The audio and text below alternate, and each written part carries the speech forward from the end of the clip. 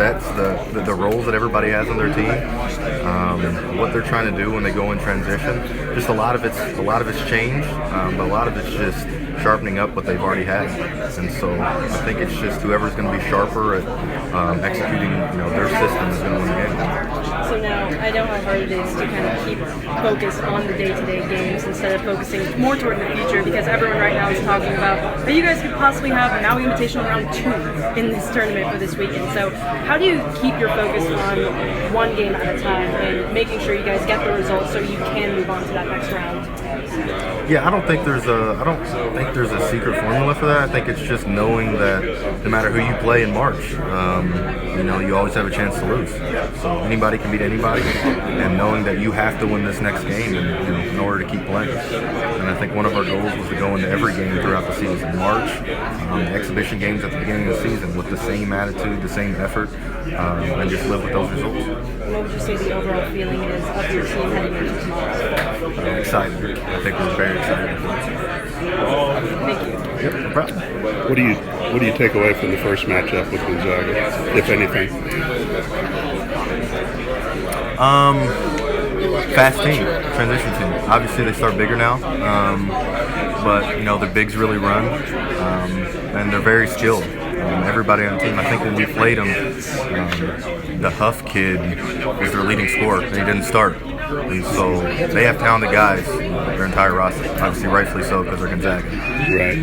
Is there anything from the matchup in Portland that resonates with you? Same thing. I mean, it's just talented guys. They have talented guys. Start throughout the roster. Look at the NBA players that they had when we played them then.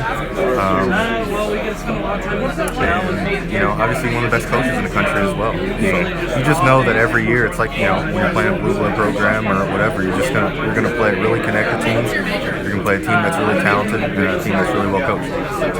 When you think about the Portland tournament and maybe the game against Gonzaga, that seemed to be a starting point for this program. I think you're 56-10 since then.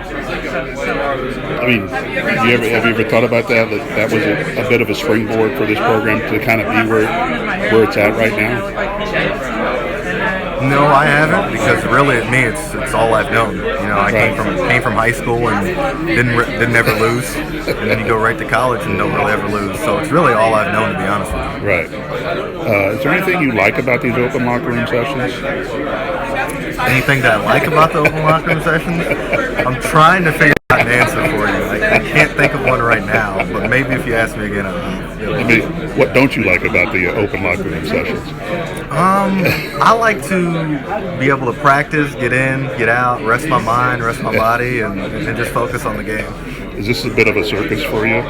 Yeah, for me personally, yes, it is. I think that, I don't know, a lot of times the narrative and what other people say are trying the game is completely separate from the actual game. From reality? Yeah, from reality, what happens out there. Well, speaking of reality, you had 2 really good games last weekend.